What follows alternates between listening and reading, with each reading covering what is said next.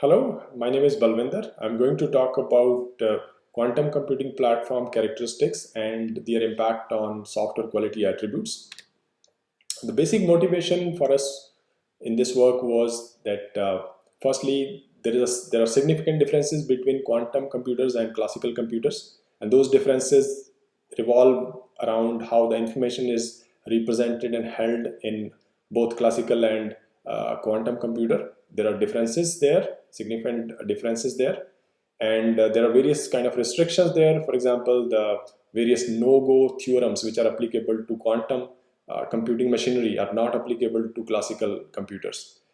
And similarly, there are a variety of other characteristics which are specific to quantum computing platforms. We have identified those there, and we wanted to see how those characteristics actually impact certain aspects of how we develop software. Particularly, I wanted to highlight the interplay between the quality attributes, the tactics that we use to realize those QAs, and the platform characteristics. For example, what I'm trying to show here is in this slide that any software application will be targeted or built on or for a computing platform. For example, it could be built for a cloud platform or a IoT platform, or we're talking today of quantum computing platform and so on. And these platforms have very specific characteristics, such as you may have very specialized programming environments, availability of certain kind of resources, and so on.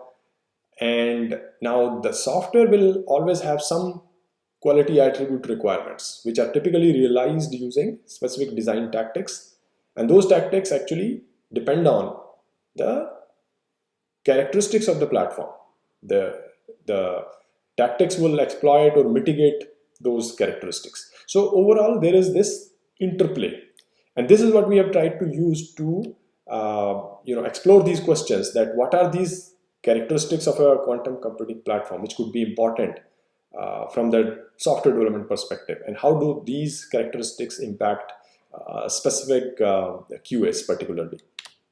And our basic approach is we identified these. Firstly, we identified the set of these crucial characteristics of QCPs, which we did by in-depth examination of the available literature, be it data sheets, be it API documentations, and other material available for various QCPs today.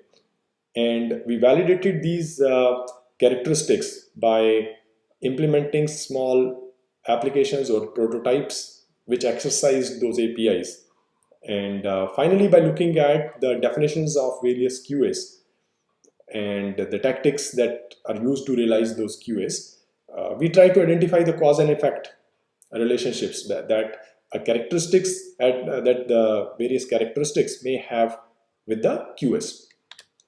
And while doing this experimentation, we observed that this is one of our findings, that the architecture of a QCP-based application will involve both quantum computing layers and the classical computing layers. As you see on the right side, the solution will be expressed in some high-level language, API expressed using the specific API exposed by the quantum computing platform. And that is done on a classical computer. And the environment, the QCP may give you a programming environment composed of various let's say tools such as circuit composer, APIs, some quantum assembly language may be involved there, simulator support would be there. So all of this is actually involved in the classical side. And then you will have the quantum hardware on the left. So like that, both of these types of platforms are involved in an overall solution. And the programming model looks like this. You have to decide the encoding, input-output encoding between the classical bits and the qubits, because data always have to be read ultimately in the classical computers only. So there has to be some input-output encoding of information as it flows back and forth between the classical and quantum layers. You then set up the variables or the quantum bit registers, etc., and then initialize depending upon the algorithm that you're trying to implement, express the quantum algorithm steps, and measure the outputs, and finally copy the results back. So this is the typical programming model that we have observed. Now, I'll start with one or two characteristics that we have highlighted and then enumerate the rest of them. This is an example from the Grover's algorithm as implemented using Quantum Experience IDE, which is available through the cloud. Now, as you can see, you're dealing with the very low-level programming abstractions. You're trying to use the quantum gates to express the logic here. So in that sense, this may have implications on various QAs, right? Then dependency on the availability of quantum algorithm itself is there. Now, because ultimately, if you're using a quantum computing platform, you need to be able to map your problem onto an algorithm, quantum algorithm, which is either today known or you have developed afresh. So basically, there has to be a quantum algorithm available for the problem you're trying to solve. And today, only about a dozen such algorithms are available. Of course, this is a changing field, so we are likely to have more such algorithms available in future, but as of today, this may be a limitation.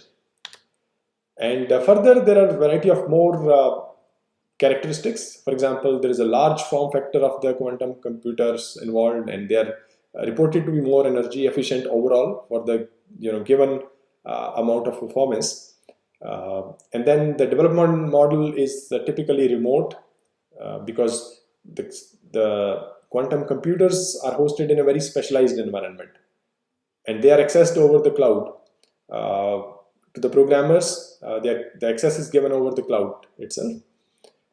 And likewise, there are other characteristics that we have identified. Now, then we looked at the definition of various QAs. We considered only a major QAs, availability, interoperability, and so on, as we have listed in the columns here.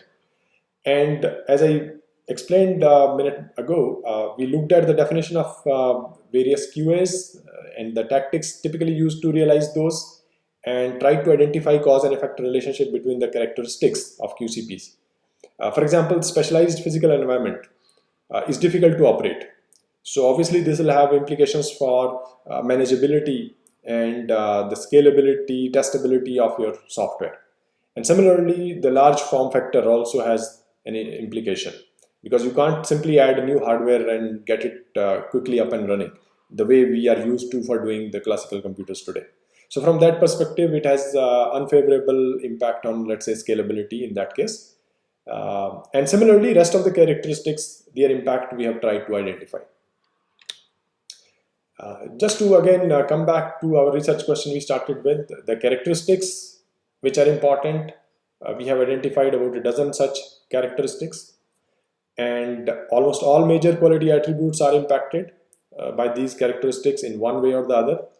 And building the quantum computing software is not quite the same, because we saw there is difference in programming model, and however, basic design principles will still remain applicable to the quantum software development, but the properties which you highlighted have to be taken in consideration while architecting, while developing the software on quantum platforms.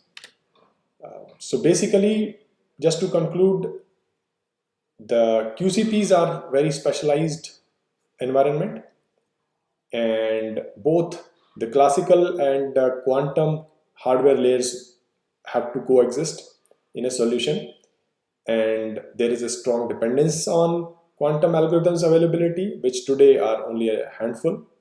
That may be a challenge, at least as of today, and mostly and as of today, QCP can be used only via a classical computer, as I said. So in that sense, there will always be a technology diversity involved in the solutions. Both you will have, as I said, the classical computers involved as well as the quantum hardware involved. Thank you.